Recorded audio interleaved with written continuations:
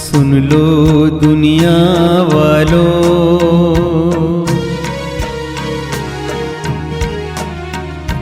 सुन लो दुनिया वालों,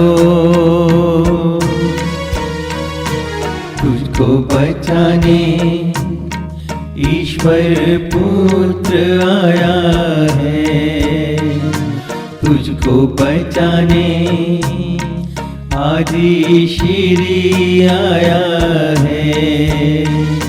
सुन लो दुनिया वालों, तुझको बचाने ईश्वर पुत्र आया है, तुझको बचाने आदि श्री आया है। आजा आजा अब तो आजा, आजा आजा अब तो आजा, देर न कर तू जल्दी आजा, देर न कर तू जल्दी आजा, आजा आजा अब तो आजा, आजा आजा अब तो आजा।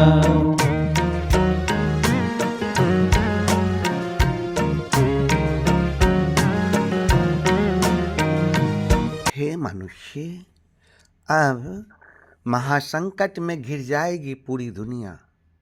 वर्ष 2024 से लेकर वर्ष 2027 तक संपूर्ण मानव जाति के लिए बहुत ही कठिन और संकटों से भरा दिन होगा। धरती पर के लोग एक बार फिर महामारी के खौफ में जिएंगे, क्योंकि पृथ्वी पर फिर से फैलेगी महामारी और महामारी से मरेंगे बहुत सारे लोग। सोलर तूफान से दुनिया पड़ेगी संकट में, पृथ्वी हो जाएगी बहुत गर्म, पृथ्वी पर चलेगी हीट वेव और मरेंगे बहुत सारे लोग इस हीट वेव से। दुनिया जल में डूब जाएगी, क्योंकि अर्टिका का डूम्सडे ग्लेशियर बहुत तेजी से पिघलने लगेगा, जिससे समुद्र का वाटर लेवल डेंजरस लेवल को पार कर जाएगा और गांव तथा शहर पानी के अंदर डूब जाएंगे। और एक दिन उत्तराखंड, सिक्किम, उत्तर प्रदेश, लद्दाख गायब हो जाएंगे। एक दिन गंगा सूख जाएगी, 7 दिनों तक सूरज नहीं निकलेगा। इसी अंधेरे में कली पुरुष मारा जाएगा। जो व्यक्ति लोगों को भगवान से अलग करने का काम किए हैं और कर रहे हैं, भगवान कल्कि उनको सबसे पहले खत्म कर देंगे। कलयुग में लोग यदि कल्कि नाम का जप करेंगे तो वे सब प्रकार के संकटों से मुक्त होकर उद्धार को प्राप्त करेंगे। लेकिन यदि कोई व्यक्ति ईश्वर पुत्र के उपदेश को सुनकर उनके बताए गए मार्ग पर चलेंगे तो वे इन सभी संकटों से मुक्त होकर परम आनंद का जीवन जिएंगे। ईश्वर पुत्र आदि श्री अरुण का मुख्य 4 उपदेश हैं। नंबर 1, मृत्यु का नाश संभव है। नंबर 2, सब प्रकार के रोग, सब प्रकार के दुख और सब प्रकार के संकट एवं परेशानियों का नाश संभव है। नंबर 3, जरा रोग का नाश संभव है। नंबर 4, जीते जीते मोक्ष की प्राप्ति संभव है। हे मनुष्य, भगवान कल्कि गुप्त रूप से छिपकर अपनी लीला कर रहे हैं, परंतु वे अभी सबके सामने प्रकट नहीं हुए हैं। लेकिन जिस व्यक्ति की आत्मा जागृत हो चुकी है, केवल उन्हीं को पता है कि भगवान कल्कि कहाँ हैं और लोगों के सामने कब आएंगे।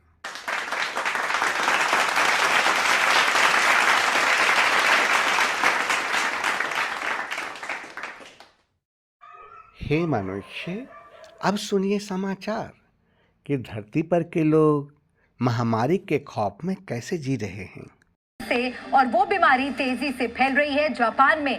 डराने वाली बात यह है कि जापान में फैल रही इस बीमारी की तुलना 4 साल पहले पूरी दुनिया में कोहराम मचाने वाली महामारी कोरोना से किया जा रहा है। कोरोना के बाद इस नई जानलेवा बीमारी ने दुनिया को टेंशन दे दी है। जापान में फैल रही इस बीमारी को कई एक्सपर्ट कोरोना से भी खतरनाक बता रहे हैं।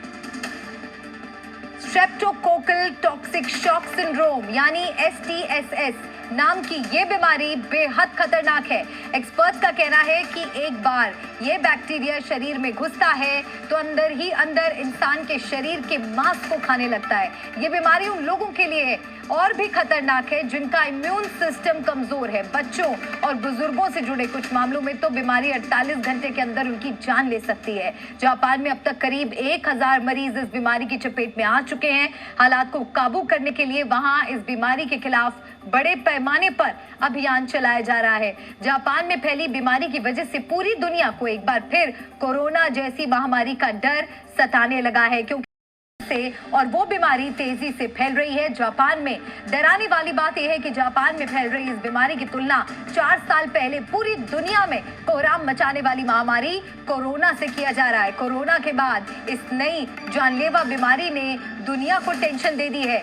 जापान में फैल रही इस बीमारी को कई एक्सपर्ट कोरोना से भी खतरनाक बता रहे हैं। स्ट्रेप्टोकोकल टॉक्सिक शॉक सिंड्रोम यानी STSS नाम की ये बीमारी बेहद खतरनाक है। एक्सपर्ट्स का कहना है कि एक बार ये बैक्टीरिया शरीर में घुसता है तो अंदर ही अंदर इंसान के शरीर के मांस को खाने लगता है। ये बीमारी उन लोगों के लिए और भी खतरनाक है जिनका इम्यून सिस्टम कमजोर है। बच्चों और बुजुर्गों से जुड़े कुछ मामलों में तो बीमारी 48 घंटे के अंदर उनकी जान ले सकती है। जापान में अब तक करीब 1000 मरीज इस बीमारी की चपेट में आ चुके हैं। हालात को काबू करने के लिए वहां इस बीमारी के खिलाफ बड़े पैमाने पर अभियान चलाया जा रहा है। जापान में फैली बीमारी की वजह से पूरी दुनिया को एक बार फिर कोरोना जैसी महामारी का डर सताने लगा है, क्योंकि ये बैक्टीरिया अगर 3 लोगों को हुआ तो समझ लीजिए उनमें से एक इंसान को ये जिंदा नहीं छोड़ेगा। ये एक ऐसा बैक्टीरिया है जो कोरोना वायरस से भी खतरनाक है, जो जीने का दूसरा मौका नहीं देता। कोरोना वायरस पूरी दुनिया में चीन से फैला और अब जापान से ऐसा बैक्टीरिया फैल चुका है जो कोरोना वायरस से भी ज्यादा जानलेवा बताया जा रहा है। ये बैक्टीरिया शरीर में सूजन पैदा करता है और फिर इंसान को मरने के लिए छोड़ देता है। जापान में फैल चुका है मांस खाने वाला बैक्टीरिया। जापान में इस बीमारी का नाम दिया गया है STSS यानी स्ट्रेप्टोकोकल टॉक्सिक शॉक सिंड्रोम। इस बैक्टीरिया से 48 घंटे के अंदर मौत हो जाती है। अब तक जापान में इस बैक्टीरिया के करीब 1000 केस मिल चुके हैं, जो वाकई बहुत फिक्र करने वाली बात है। जापान के अलावा ये बैक्टीरिया यूरोप के 5 देशों तक फैल चुका है। इनमें ब्रिटेन, फ्रांस, आयरलैंड, हॉलैंड और स्वीडन शामिल है। यहाँ इस बैक्टीरिया ने सबसे ज्यादा बच्चों पर अटैक किया है। आ चुका है एक ऐसा वायरस जो धीरे धीरे अपने पैर फैला रहा है। ये वायरस कोविड से 100 गुना ज्यादा घातक हो सकता है। इस वायरस ने दे दी है अब भारत में भी दस्तक। तो क्या फिर एक बार दुनिया को कोरोना जैसी महामारी यानी पैंडेमिक का सामना करना पड़ेगा? क्या फिर एक नया वायरस इंसानों की जान लेने के लिए तैयार है? हमारा मकसद आपको डराने का नहीं, बल्कि आपको अलर्ट करने का है।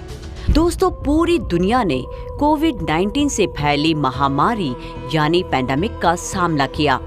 इस वायरस ने करीब 70 लाख लोगों की जान ली और करीब 2 सालों तक हम सबको लॉकडाउन में कैद किया। लेकिन अब जिस वायरस ने दुनिया भर के वैज्ञानिकों की नींद उड़ा रखी है, वो इससे भी ज्यादा खतरनाक असर डाल सकता है। इसे अगर हम रोकने में फेल रहे तो आने वाले दिनों में लाखों नहीं बल्कि करोड़ों लोगों की जान ये ले सकता है। इतना ही नहीं, ये हम सबको करीब 10 साल तक लॉकडाउन झेलने के लिए मजबूर कर सकता है। दोस्तों, दुनिया भर के वैज्ञानिकों ने एक नए विनाशकारी खतरे की तरफ इशारा किया है, जिसका नाम है H5N1, जो इन्फ्लुएंजा ए वायरस का एक सब टाइप यानी उप प्रकार है। वर्ल्ड हेल्थ ऑर्गेनाइजेशन तो इसे ग्लोबल थ्रेट बता चुका है। वही बीमारियों पर रिसर्च कर अलर्ट भेजने का काम करने वाले European society of clinical microbiology और इन्फेक्शियस डिजीज यानी ESCMID ने जब वैज्ञानिकों से इस वायरस के बारे में पूछा तो उन्होंने चेतावनी देते हुए कहा कि ये वायरस आने वाले कुछ सालों में कोरोना वायरस से भी बड़ी पैंडेमिक कंडीशन ला सकता है। एक्सपर्ट का तो ये भी कहना है कि इसकी चपेट में आने वाले लोगों में से आधे लोगों की मौत भी हो सकती है। और अब भारत के केरला और झारखंड में पोल्ट्री और वाइल्ड बर्ड्स पर इस वायरस ने असर डालना शुरू कर दिया है। जानवरों की बजाय इसके लोगों में तेजी से फैलने की पॉसिबिलिटी ज्यादा देखी गई है और ये बात अब दुनिया के लिए चिंता का विषय बन गई है। WHO के मुताबिक 2003 से H5N1 के जमा स्टैटिस्टिक्स पर नजर डालें तो इसका मॉर्टेलिटी रेट यानी मृत्यु दर का अनुमान बेहद ही चौंकाने वाला रहा, जो कोविड-19 से बहुत ही ज्यादा है। जहां कोविड के वक्त मॉर्टेलिटी रेट 1% से 1.4% से भी कम था, वही H5N1 का मॉर्टेलिटी रेट 52% है। चलिए अब जान लेते हैं कि इसके कॉमन सिम्टम्स क्या है। बुखार, खांसी, गला खराब होना, थकान, आँख का लाल होना, सांस लेने में कठिनाई, मांसपेशियों में दर्द, ऑर्गन फेलियर और निमोनिया। अब जानते हैं कि इससे कैसे बचा जा सकता है। इन्फेक्टेड बर्ड्स या मरे हुए पक्षियों से दूर रहे। नॉनवेज खाते समय साफ सफाई पर ध्यान रखें। पोल्ट्री उत्पादों को अच्छी तरह से पकाएं। बार बार हाथ धोकर सफाई का ध्यान रखें। बिना हाथ धोए आँख, नाक और मुंह को छूने से बचें। खांसते या छींकते समय मुंह और नाक को ढक कर रखें। H5N1 वायरस के सिम्टम्स दिखने पर डॉक्टर्स की मदद लें। हे मनुष्य, अब सुनिए समाचार। सोलर वेव से धरती कब और किस प्रकार गर्म होगी। पूरी दुनिया एक तरफ कोरोना महामारी का सामना कर रही है तो दूसरी तरफ इंसानों ने मतलब के लिए जिस तरह प्रकृति का दोहन किया है उससे जुड़े संकट भी खड़े हो गए हैं। लेकिन मुसीबत कम होने की बजाय और बढ़ने वाली है। अब सबसे बड़ा संकट अंतरिक्ष से पृथ्वी की तरफ बढ़ रहा है। इस संकट को सूरज का जागना कहते हैं, जो हजारों सालों में होता है, जिसके नुकसान का अनुमान भले ही पहले ना लगाया जा सका हो, लेकिन मौजूदा वैज्ञानिक युग में इस नुकसान का आकलन हो चुका है और ये नुकसान इतना बड़ा है जिसकी कल्पना भी कभी नहीं की होगी। देखिए क्या है सूरज के जागने का मतलब।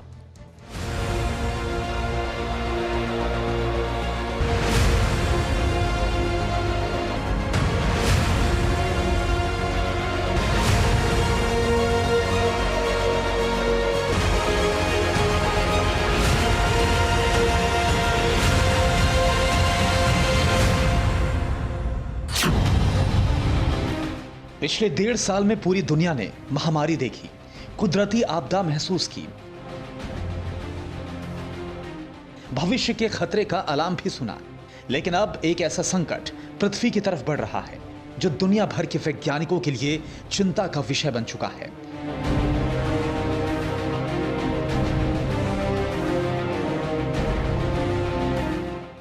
पिछले 1.5 साल में दुनिया ने कोरोना महामारी की परेशानी झेली।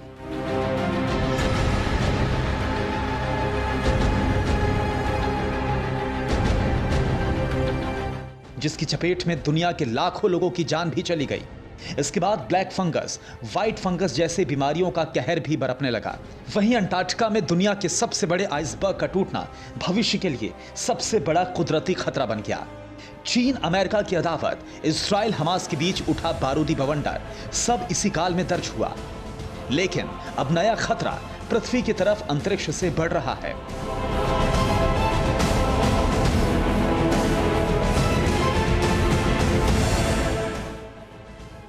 यह खतरा है पृथ्वी को जीवन देने वाले सूरज के जागने का। जी हां, आपने बिल्कुल सही सुना। सूरज जाग चुका है और अब तक का सबसे बड़ा खतरा यही सूरज पृथ्वी की तरफ भेज रहा है। और इस खतरे के अनुमान ने पूरी दुनिया के वैज्ञानिकों की चिंता बढ़ा दी है।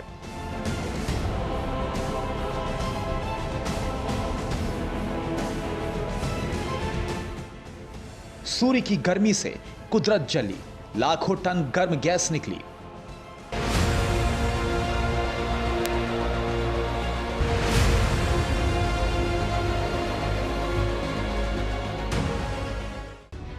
उबल सकता है पृथ्वी का जल, चौंकाने वाली खबर वायरल।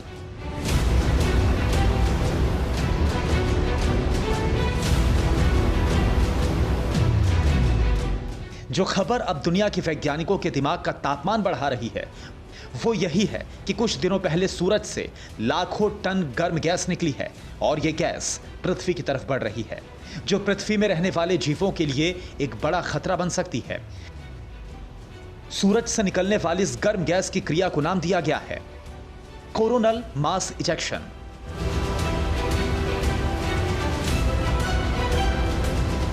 लेकिन क्या है कोरोनल मास इजेक्शन का खतरा?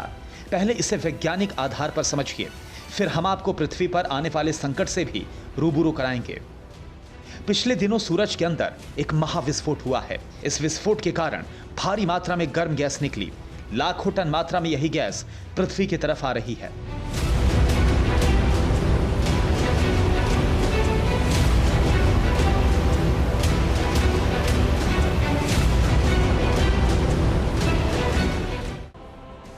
हालांकि अब तक वैज्ञानिकों की तरफ से कहा गया है कि इस बात की संभावना कम है कि यह गैस पृथ्वी के नजदीक पहुंचेगी और पृथ्वी को नुकसान होगा। लेकिन दूसरा खतरा यह है कि हजारों साल बाद ऐसा चुंबकीय तूफान देखने को मिल सकता है जो कई प्रकृति के संतुलन को बुरी तरह से नष्ट कर सकता है। इसके अलावा वैज्ञानिकों का दावा यह भी है कि इस चुंबकीय तूफान को धरती पर रहने वाले जीव महसूस नहीं कर पाएंगे, लेकिन गैस का प्रभाव भविष्य में पृथ्वी के लिए बड़ा खतरा जरूर बन सकता है।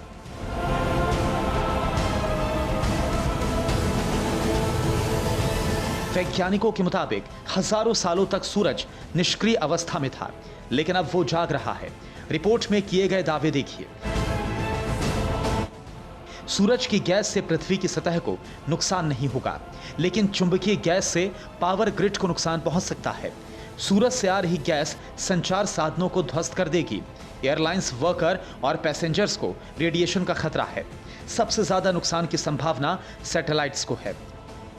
दावा यह भी किया गया है कि साल 2020 में सूरज का 11 सालों का साइकिल शुरू हुआ है। वैज्ञानिकों का अनुमान है कि आने वाले सालों में सोलर तूफान की संभावना पृथ्वी पर काफी ज्यादा बढ़ जाएगी। ठीक 17 साल पहले की तरह जब पृथ्वी ने सोलर तूफान को महसूस किया था।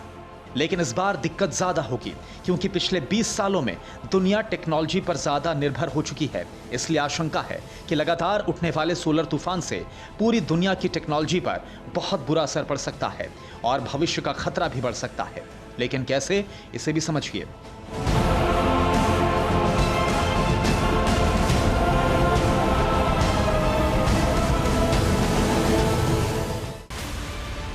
अंतरिक्ष में मौसमी परिवर्तन पर ध्यान नहीं दिया जाता, लेकिन सोलर तूफान से अंतरिक्ष में बड़ा परिवर्तन होगा।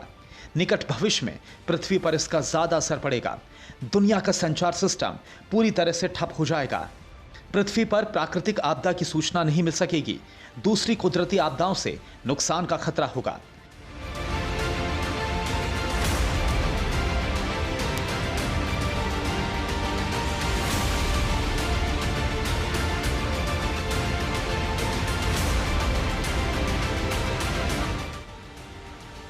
और यह खतरा कितना बड़ा है, इसका आकलन मौजूदा कम्युनिकेशन सिस्टम से मिल रही सुविधा के अभाव में कीजिए, जहां भविष्य बता रहा है कि सोलर तूफान से दुनिया का जीपीएस सिस्टम ध्वस्त होगा और फिर ना तो चक्रवात का पता चलेगा, ना ही टूटते हिमखंडों से बढ़ते जलस्तर के खतरे का अनुमान लगाया जा सकेगा।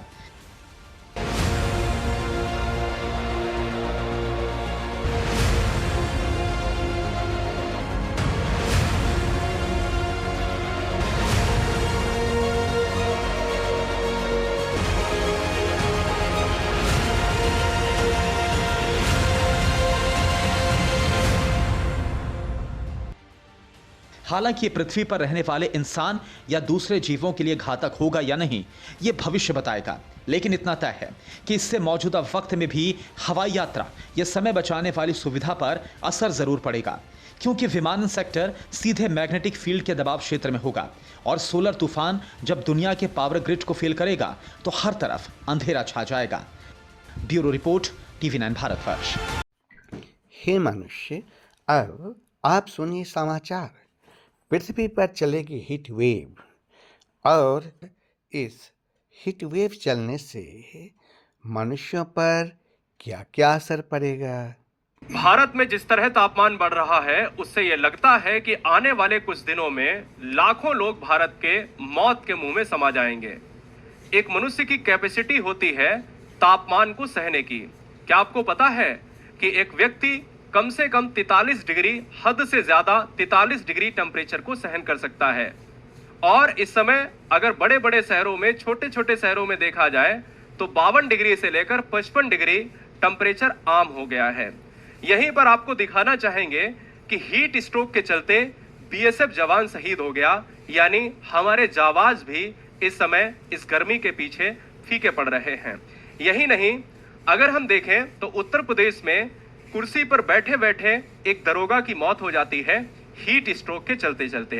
यही नहीं, कभी ऐसा आपने देखा नहीं होगा कि पेड़ों से पक्षी टपकने लगे, यानी गर्मी और हीट स्ट्रोक की वजह से पेड़ पे बैठे पक्षी आकस्मिक रूप से एकदम से वो गिरकर मर जाएं। ऐसा कभी आज तक के इतिहास में नहीं हुआ है। अगर देखा जाए दोस्तों तो हीट वेव का ऐसा कहर जो मनुष्य के झेलने की क्षमता से बाहर है। हम 43 डिग्री हो, 44 डिग्री हो, 45 डिग्री हो, हम पिछले 200 से 300 साल के रिकॉर्ड हर साल तोड़ रहे हैं। क्या आपको पता है कि हर घर में भारत में 100 में से 25 ऐसे घर हैं जिनमें AC का प्रावधान है, यानी AC तो लगा रहे हैं लेकिन हम पेड़ को काटकर और AC से बाहरी एनवायरनमेंट का टेम्परेचर बढ़ा रहे हैं। यही नहीं, अगर आपको देखना है तो इनके पास, यानी शाहरुख खान एक ऐसी हस्ती है जिनके पास कोई भी कमी नहीं है। ये अपने शरीर को किसी भी तरह से मेंटेन कर सकते हैं, किसी भी तरह से अपने आप को सही रख सकते हैं एनवायरनमेंट में। लेकिन ये भी हीट वेव के क्या हो गए, शिकार हो गए। और ये हीट वेव बड़ा खतरनाक है। इसके बचने के थोड़े से हम यहाँ पर फायदे की बात करने वाला हूँ, यानी जहां पर लोग ये बताते हैं कि किस तरह से ये गर्मी बढ़ रही है, लेकिन गर्मी तो बढ़ रही है, इससे बचा कैसे जाए, सबसे मेन मुद्दा ये है। लेकिन उससे पहले आपको बता देते हैं कि भारत में पिछले मुकाबले, यानी हर साल लगभग 30 से 40 हजार लोग मौत के मुंह में समा जाते हैं गर्मी और हीट स्ट्रोक और लू की वजह से।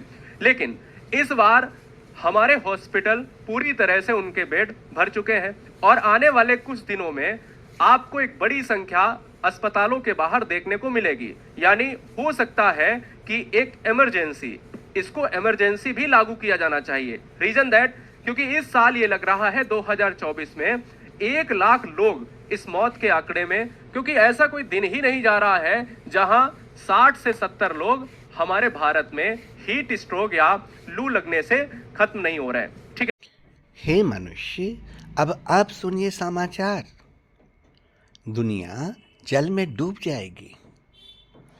अर्टिका का ग्लेशियर पिघल रहा है। अमेरिका और ब्रिटेन के वैज्ञानिकों ने दावा किया है कि वहां एक बहुत बड़े ग्लेशियर में समंदर का गर्म पानी घुस गया है और अब वो ग्लेशियर जिस स्पीड से पिघल रहा है उस हिसाब से वो पूरी दुनिया को ले डूबेगा। वैज्ञानिकों को डर है कि उस ग्लेशियर के पिघलने से समुद्र का जलस्तर 11 फीट से भी ज्यादा बढ़ सकता है। 11 फीट। ग्लोबल वार्मिंग की वजह से अब तक समंदर में पानी बढ़ने की बात इंचों में हो रही थी, लेकिन अब मामला फीट में जा पहुंचा है। ये दावा बहुत डरावना है। अगर ऐसा हुआ तो इंसानों का वजूद ही खत्म हो जाएगा, क्योंकि 11 फीट बहुत ज्यादा ऊंचाई होती है। इंसान की हाइट ही इतनी नहीं होती और मकानों की सीलिंग भी अमूमन 10 फीट ऊंची ही बनाई जाती है। ऐसे में अगर समंदर का पानी ही 11 फीट तक बढ़ गया तो उसके आसपास बसे इलाके तो जल समाधि ले लेंगे। मतलब इंसानों का भी वही हश्र होगा जो सदियों पहले डायनासोरों को हुआ था, लेकिन इंसान डूबकर खत्म होगा। अमेरिका और ब्रिटेन के वैज्ञानिकों ने अंटार्कटिका के जिस ग्लेशियर पर स्टडी करके ये रिपोर्ट पेश की है वो कोई मामूली ग्लेशियर नहीं है, उसे डूम्सडे ग्लेशियर कहा जाता है, यानी कयामत लाने वाला ग्लेशियर, क्योंकि अगर ये ग्लेशियर पिघला तो ये दुनिया भी नहीं बचेगी। कयामत लाने वाला ये ग्लेशियर साइज में आंध्र प्रदेश से भी बड़ा है। अब अगर इतना बड़ा ग्लेशियर पिघलेगा तो उसका पानी तो तबाही लाएगा ही। वैज्ञानिकों ने पाया कि समंदर का तेजी से गर्म हो रहा पानी इस ग्लेशियर के कई वीक स्पॉट में घुस चुका है। इस वजह से ये ग्लेशियर खत्म होने की कगार पर पहुंच चुका है, जिसका मतलब एक ही है कि दुनिया के ज्यादा दिन नहीं बचे हैं, क्योंकि अनुमान यह है कि कयामत लाने वाले इस ग्लेशियर के पिघलने पर दुनिया भर के समंदरों में 1.6 फीट तक पानी बढ़ सकता है। लेकिन इससे भी ज्यादा खतरे की बात यह है कि ये ग्लेशियर अकेला खत्म नहीं होगा, बल्कि वो अपने साथ दूसरे ग्लेशियरों में भी उथल पुथल मचा देगा और उन ग्लेशियरों से निकला पानी समंदर का लेवल 1.6 फीट के बाद 9.8 फीट और बढ़ा देगा। मतलब समंदर में 11 फीट से भी ज्यादा पानी बढ़ जाएगा और उसके आसपास के इलाके पानी में डूब जाएंगे। यानी इस बार डरना वाकई जरूरी है। इस तरह का डरावना दावा सिर्फ इसी रिपोर्ट में नहीं हुआ है, बल्कि संयुक्त राष्ट्र की एजेंसी WMO यानी वर्ल्ड मीटरोलॉजिकल ऑर्गेनाइजेशन ने भी एक स्टडी पेश की है, जिसमें सीधी चेतावनी दी गई है कि पानी सिर के ऊपर जा चुका है और अब चाहे जो कर लिया जाए, कयामत को रोकना नामुमकिन है। और तो और रिपोर्ट में दावा किया गया कि 11,000 साल में पहली बार समंदर इतना गर्म हुआ है, जिसका खमियाजा पृथ्वी पर मौजूद एक इंसान को भुगतना होगा, एक इंसान को। और कुदरत की ये मार भारत पर भी पड़ेगी, क्योंकि भारत की तटीय रेखा 7,500 किलोमीटर से ज्यादा लंबी है, जो 9 राज्यों तक फैली हुई है। भारत पर आंच आई तो सबसे पहले आर्थिक राजधानी मुंबई समंदर में समा सकती है। वहीं चीन, बांग्लादेश और नीदरलैंड्स जैसे देशों को भी खतरा है, क्योंकि इन देशों की बड़ी जनसंख्या तटीय इलाकों के पास रहती है। WMO का दावा है कि चीन का ग्लोबल फाइनेंशियल हब शंघाई शहर और बांग्लादेश की राजधानी ढाका भी समुद्र में डूब सकते हैं। ब्रिटेन का लंदन और अमेरिका के न्यूयॉर्क और लॉस एंजलिस जैसे शहर भी नहीं बचने वाले। दुनिया की 10% आबादी यानी लगभग 90 करोड़ लोग समंदर किनारे ही रहते हैं। अब अगर समंदर का पानी 11 फीट तक बढ़ जाएगा तो 90 करोड़ लोगों की जान पर बनाएगी। इसलिए WMO का कहना है कि करोड़ों लोगों को अपने लिए रहने का कोई दूसरा बंदोबस्त करना होगा।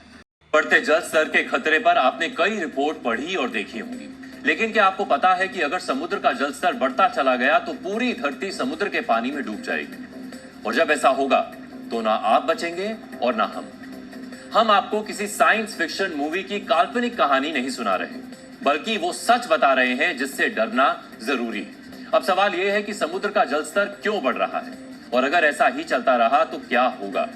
आज हम आपको इन सारे सवालों के जवाब देंगे, लेकिन पहले हम आपको तेजी से पिघलते हुए ग्लेशियर्स के खतरे से सावधान करना चाहते हैं। आपने कई वीडियोस देखे होंगे जिसमें बड़े बड़े ग्लेशियर्स टूटकर गिर जाते हैं। यकीन मानिए, ये पिघलते हुए ग्लेशियर्स किसी भी प्राकृतिक आपदा से ज्यादा खतरनाक हैं, क्योंकि भूकंप किसी खास इलाके में आता है, बाढ़ बारिश किसी खास इलाके को प्रभावित करती है। आप ज्यादा गर्मी पड़ने पर सहन कर सकते हैं, ज्यादा सर्दी भी सहन की जा सकती है, लेकिन ग्लेशियर्स का पिघलना इन सब में सबसे ज्यादा बड़ी प्राकृतिक आपदा है। तेजी से ग्लेशियर पिघलने की सबसे बड़ी वजह धरती का बढ़ता तापमान है। नासा के मुताबिक वर्ष 1880 से अब तक धरती का औसत तापमान 1.1 डिग्री सेल्सियस बढ़ा है, जो अगले 2 दशक में 1.5 डिग्री सेल्सियस तक बढ़ सकता है। धरती का तापमान बढ़ने का सीधा मतलब यह है कि आने वाले समय में ग्लेशियर और तेजी से पिघलेंगे। ग्लेशियर पिघलने से कई तरह के खतरे हैं। इससे हिमालय में झीलों के जल स्तर में बढ़ोतरी होगी, जिससे झीलों के फटने का खतरा पैदा हो जाएगा। ऐसा अक्टूबर 2023 में हो भी चुका था। तब सिक्किम की लोनक झील फटने से बड़ी तबाही हुई, जिसमें 180 लोगों की जान चली गई और करीब 5,000 करोड़ का नुकसान हुआ था। अब हिमालय में 600 से ज्यादा झीलों का आकार दोगुना हो चुका है। ऐसा ग्लेशियर पिघलने की वजह से ही हुआ है, जो खतरे की घंटी है। इससे झीलों का आकार बढ़ने से झील फटने का खतरा है। झील फटने से नदियों में बाढ़ का खतरा पैदा होगा। झील का पानी रिसने पर भूस्खलन की स्थिति होगी। झीलों का पानी समुद्र में जाएगा, इससे समुद्र का जल स्तर बढ़ेगा। एशिया के देशों में मीठे पानी का स्रोत ग्लेशियर्स हैं। इनके पिघलने से पीने के पानी का संकट खड़ा होगा। काठमांडू स्थित international centre for integrated mountain development की एक रिपोर्ट में चेतावनी दी गई थी कि आने वाले कुछ वर्षों में पिघलते ग्लेशियर्स की वजह से एशिया के 12 से ज्यादा देशों के करीब 2 अरब लोगों के लिए पीने के पानी का गंभीर संकट खड़ा हो जाएगा, क्योंकि ये ग्लेशियर्स एशिया की करीब 12 बड़ी नदियों के लिए जल का मुख्य स्रोत है। इनमें गंगा, यमुना, ब्रह्मपुत्र जैसी नदियां शामिल हैं। अगर हम इसके प्रभाव देखें तो सबसे पहला एक प्रभाव होगा फ्लैश फ्लड्स का, कि आप जो फ्लैश फ्लड्स होंगी वो इतनी भयावह होंगी कि मार्ग में कुछ नहीं टिक पाएगा, किसी भी प्रकार का स्ट्रक्चर नहीं टिक पाएगा, और जैसा मैंने शब्द का प्रयोग किया कि हिमालय सुनामी में वो परिवर्तित हो जाएगा। दूसरा, जब ये हो जाएगा उसके बाद भयानक जल संकट भारत में आएगा। ऐसा नहीं कि अभी नहीं है, लेकिन हम लोग जो निर्भर करते हैं, ये जो पूरी सभ्यता जिस हिसाब से पनपी है वो हिमालय की नदियों की वजह से ही पनपी है। तो जब वो नदी ही कुछ टाइम में खत्म हो जाएगी तो पहले अति फ्लैश फ्लड्स होंगी और उसके बाद पानी का घोर संकट होगा। बड़ा खुलासा, अगर हो गया ऐसा तो पानी में समा जाएंगे हजारों शहर। हिमालय की सहन शक्ति हुई कम, होगा चारों तरफ पानी ही पानी। ग्लोबल वार्मिंग से पिघल रहे हैं बर्फीले पहाड़। 178 गुना बढ़ गया झील का आकार। भारत की 3 नदियों पर सबसे ज्यादा है नजर। एक अनहोनी और समा जाएंगे गांव और शहर। क्या जल तबाही की ओर बढ़ रहा है भारत? हे मनुष्य, अब आप सुनिए समाचार। और एक दिन उत्तराखंड, सिक्किम, उत्तर प्रदेश, लद्दाख गायब हो जाएंगे।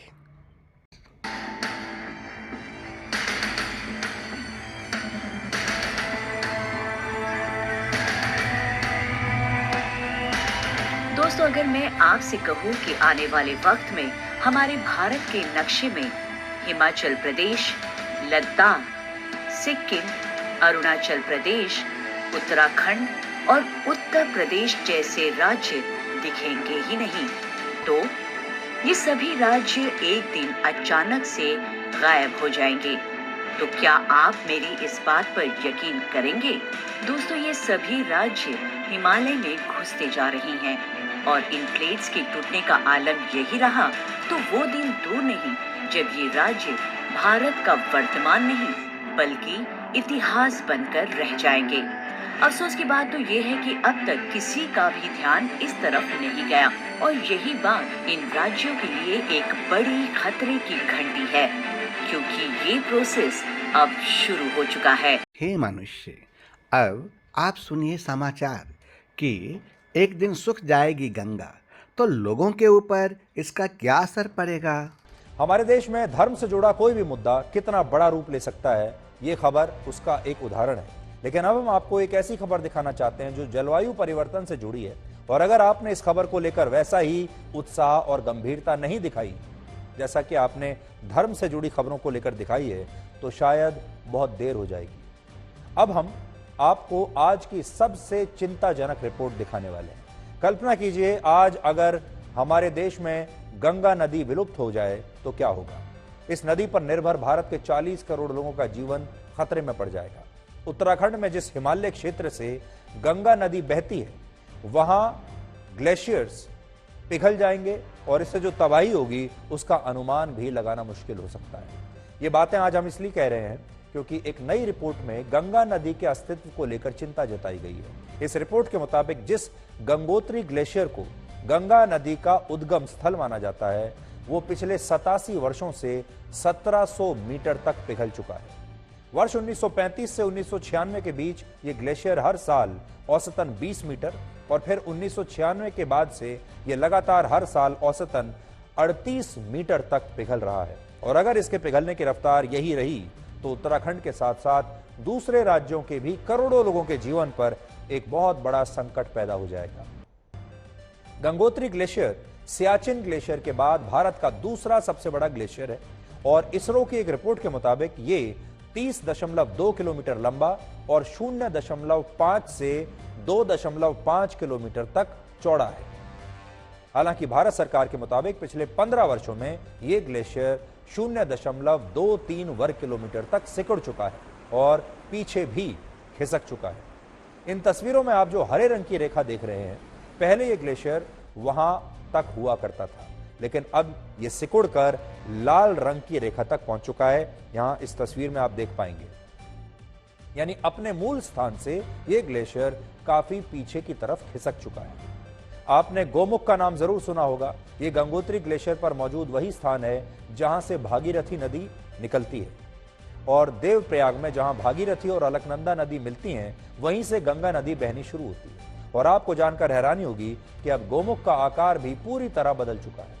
इस स्थान को गोमुख इसलिए कहा जाता है क्योंकि इसका आकार गाय के मुख जैसा है, लेकिन अब गोमुख का रूप काफी बदल गया है और असल में इसका आकार अब गाय के मुख जैसा रहा ही नहीं, सिर्फ नाम ही बचा है। आज यहां आपके मन में यह सवाल भी होगा कि आखिर ये ग्लेशियर इतनी तेजी से पिघल क्यों रहा है। इसका पहला बड़ा कारण है जलवायु परिवर्तन, जिसके बारे में आजकल आपको लगातार सुनने को मिलता है, पढ़ने को मिलता है, जिसे हम क्लाइमेट चेंज भी कहते हैं अंग्रेजी में।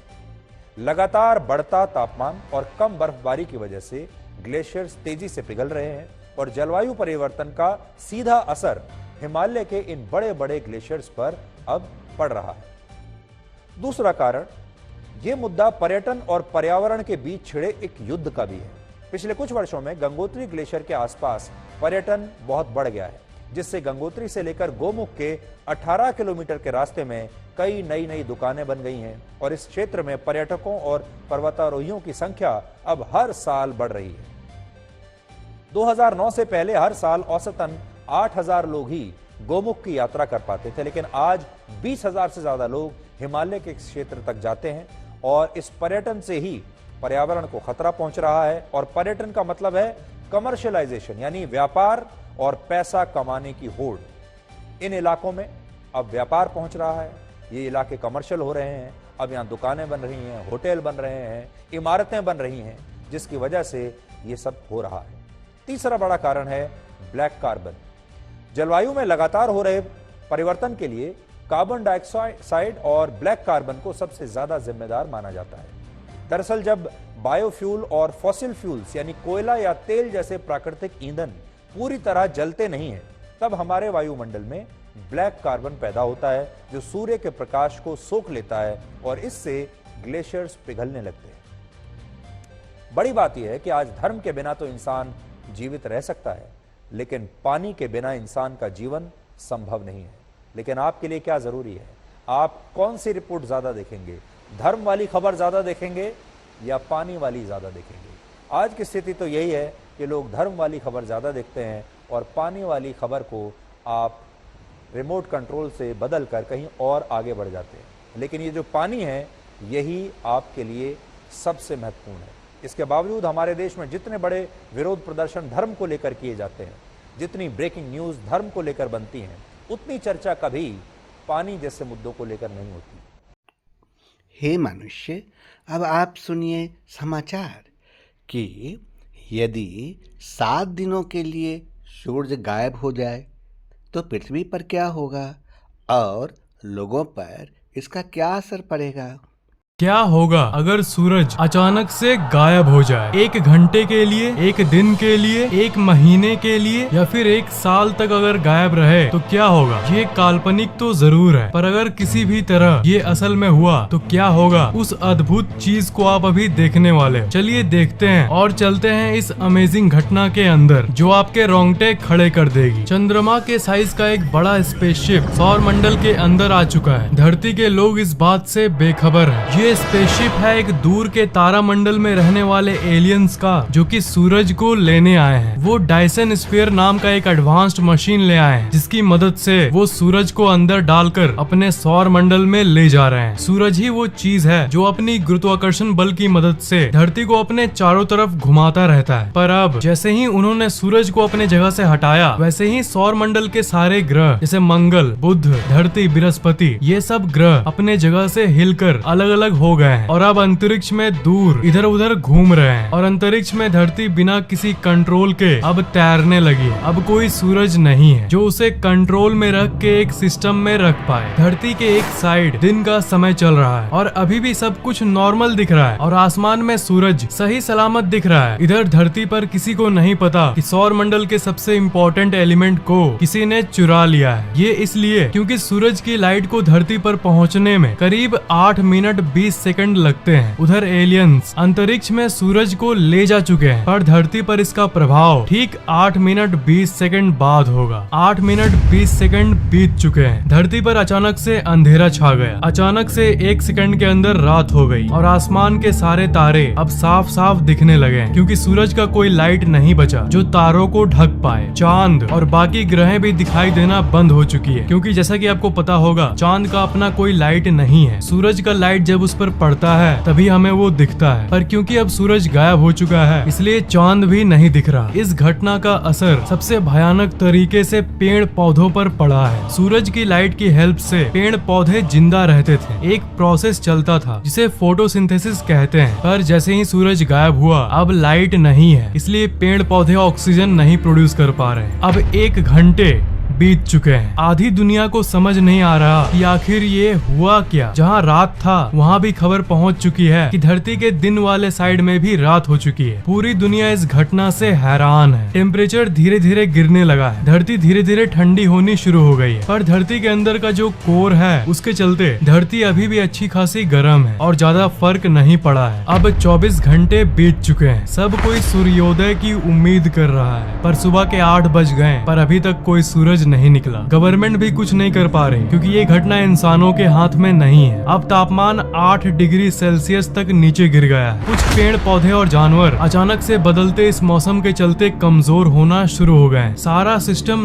नष्ट हो चुका है, पर समुद्र के अंदर के जो जीव हैं उन्हें कुछ चेंजेस नहीं दिख रहे। उनके लिए उनकी दुनिया अभी भी वही है। अभी भी जगह जगह पर थोड़ी गर्मी बची हुई है, क्योंकि धरती के वायुमंडल की एक खासियत ये है कि वो सूरज से मिली गर्मी को कुछ दिनों के लिए अपने अंदर रख सकता है, जिसके चलते ऐसी नौबत नहीं आए कि हर जगह बर्फ ही बर्फ हो जाए। पर ये स्टोर्ड गर्मी सूरज के बिना सिर्फ 3 या 4 दिन तक ही रह सकती है। पर अब 7 दिन बाद 7 दिन बीत चुके हैं। अभी भी धरती पर अंधेरा छाया हुआ है और तापमान माइनस में पहुंच गया है, -20 डिग्री सेल्सियस। जिसका डर था वही हुआ। 0 डिग्री में पानी बर्फ बन जाता है, पर अब पूरी दुनिया की टेम्परेचर -20 डिग्री सेल्सियस है। इसलिए अब पानी लिक्विड यानी तरल रूप में मौजूद नहीं है। टीवी और इंटरनेट अचानक से बंद हो गई है, क्योंकि सैटेलाइट्स जिसे सूरज की रोशनी से पावर मिलती थी सोलर पैनल के जरिए उनकी पावर ऑफ हो गई है। किसी भी तरह से हाई पावर बैटरीज की मदद से वो 7 दिनों तक तो चल गई, पर वैज्ञानिकों ने कभी ये नहीं सोचा था कि सूरज नहीं रहेगा, ऐसा भी दिन आएगा। इसलिए उन्होंने कोई बैकअप प्लान नहीं बनाया था। दुनिया के जितने भी समुद्र और नदियां हैं सारी की सारी अब तक जम चुकी है, -20 डिग्री सेल्सियस टेम्परेचर के चलते। पूरी दुनिया की बिजली अब चली गई है, क्योंकि जिस डैम के पानी से बिजली बनती है वो अब जम चुके हैं। इसलिए मोबाइल फोन टावर्स भी ऑफ हो चुके हैं और लैंडलाइन फोन्स भी बंद हो गई, क्योंकि इस दुनिया को ऑन रखने वाली बिजली अब गुल हो चुकी है। सिर्फ कुछ ही जगह पर बिजली बची है जहाँ पर दूसरे माध्यमों से बिजली बनाया जाता है, पर धरती का पूरा सिस्टम इधर से उधर होने के चलते वो भी कुछ ही दिनों में बंद होने वाले हैं। लोग अपने रिलेटिव से फोन पर बात नहीं कर पा रहे। इंटरनेट और फोन से जुड़ी वही दुनिया अब पूरी तरह से डिसकनेक्टेड हो चुकी है। ज्यादातर पेड़ पौधे अब तक मर चुके हैं, क्योंकि बिना सूरज और बिना फोटोसिंथेसिस के वो इतने दिनों तक जिंदा नहीं रह सकते। और पेड़ पौधों को खाने वाले जानवर भी अब धीरे धीरे मर रहे हैं, क्योंकि पेड़ पौधे अब अपने आप को जिंदा नहीं रख पा रहे और सूख रहे हैं, जिसके चलते पूरी धरती पर इसकी कमी हो गई और उतने पेड़ अब तक नहीं बचे जिससे सारे जानवरों को खाना मिल पाए। जो पैसे वाले लोग हैं उन्होंने इन 7 दिनों में अपने लिए बेसमेंट बनवा लिया है, ताकि वो इस कपकपाती ठंड से बच पाएं और एक सुरक्षित जगह पर कम से कम जिंदा रह सके। गवर्नमेंट गरीब लोगों के लिए अंडरग्राउंड बेसमेंट बना रखी है, ताकि वो उसमें जाके रह पाएं और इस ठंड से बच पाएं। सारे लोग एक समूह में जी रहे हैं। हर समय अब रात ही रात है। टाइम अब सेंस नहीं बनाता कि कब दिन है और कब रात है। पहले दिन और रात हुआ करता था, पर अब सिर्फ रात ही रात है। आसमान की तारों का एक अलग ही मैप दिख रहा है, क्योंकि धरती अंतरिक्ष में अकेले तैरते तैरते किसी अनजान जगह पर आ चुकी है।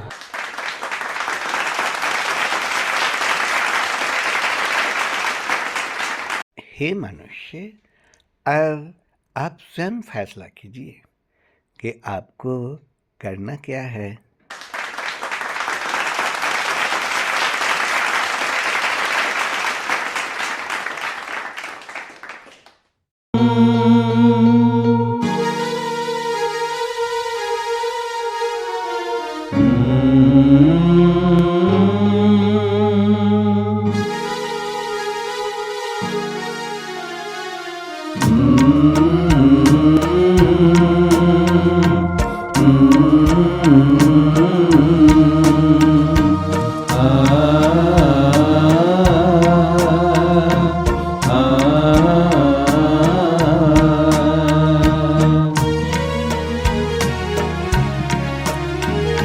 सुन लो दुनिया वालों,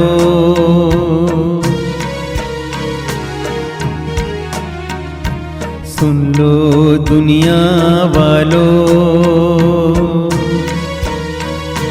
तुझको बचाने ईश्वर पुत्र आया है, तुझको बचाने आदि श्री आया है।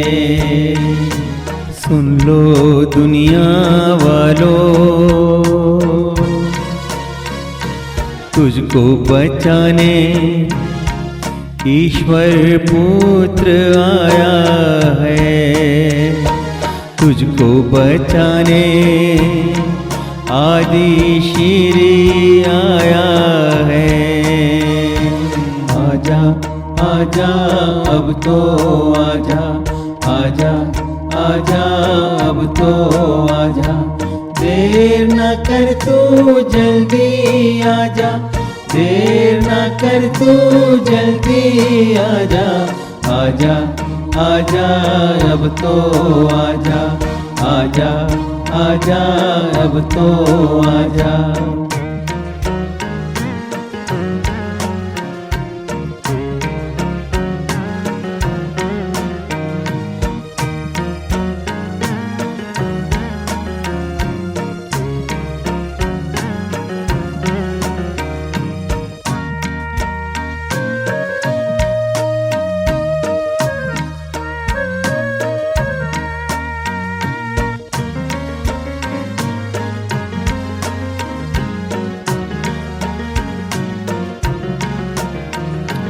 उनकी आवाज सुन के आजा, मुक्ति का संदेश सुन के आजा,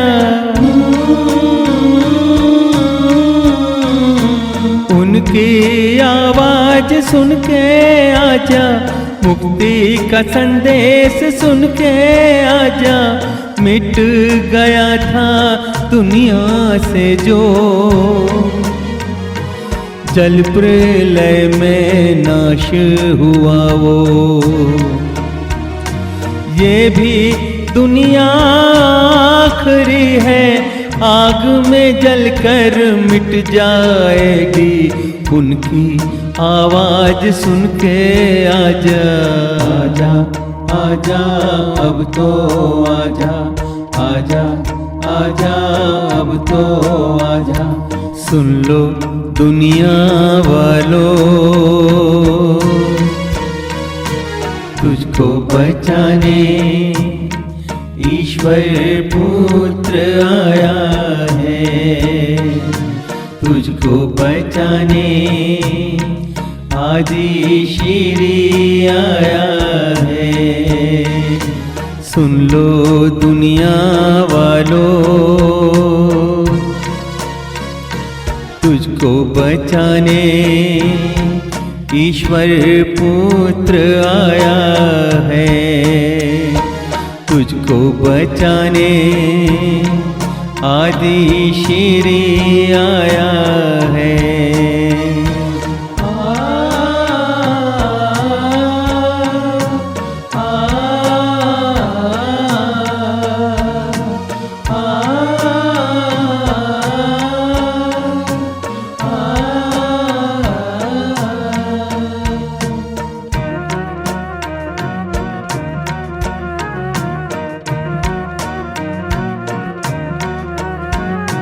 क्रोध में अब शैतान है आया, जीवन मुकुट तेरा छीनने को। क्रोध में अब शैतान है आया, जीवन मुकुट तेरा छीनने को। आदि श्री है तुझको बुलाता, जन्म मरण से मुक्ति दिलाता। छोड़ के सारी दुनिया के बंधन आदि श्री की शरण में आजा, आजा आजा आजा आजा आजा आजा, अब तो आजा, आजा आजा, अब तो आजा। सुन लो दुनिया वालों, तुझको बचाने ईश्वर पुत्र आया है, तुझको बचाने आदि श्री आया है। सुन लो दुनिया वालों, तुझको बचाने ईश्वर पुत्र आया है, तुझको बचाने आदि श्री आया है। आजा आजा, अब तो आजा, आजा आजा, अब तो आजा, आजा आजा, अब तो आजा, आजा